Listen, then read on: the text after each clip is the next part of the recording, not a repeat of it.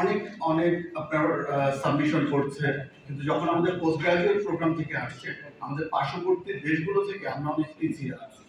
তো এটা একটা বড় কারণ তো নিঃসন্দেহে ফান্ডিং ইস্যুস এগুলো আছে, এবং আরো অনেক কিছু আছে যেগুলো আসলে আমরা সবাই কম বেশি জানি।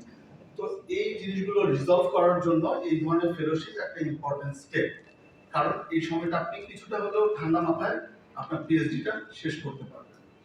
তো আমরা যখন পিএইচডি বলি, সেটা আমাদের দেশেই বলি বা বাইরেই বলি, পিএইচডি কিন্তু একটা লম্বা কঠিন জার্নি।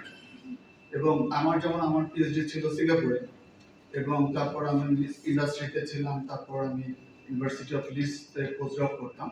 এবং যখন লিডসে পোস্টডক করতাম, ছোট একটা জিনিস, আমি যেমন কাজ করতাম হচ্ছে ডায়াবেটিক উন্ড নিয়ে, ওটা ড্রেসিং ম্যাটেরিয়াল। আমার সাথে একজন পিএইচডি মানে কাছাকাছি বসতেন, উনি হচ্ছে সাইকোলজিতে কাজ করতেন, এবং ওনার কাজ ছিল আমরা যে ড্রেসিংটা বানাচ্ছি এটা যখন পেশেন্টকে দিচ্ছি, how should we ask question, এটার উপরই ওনার দিচ্ছি।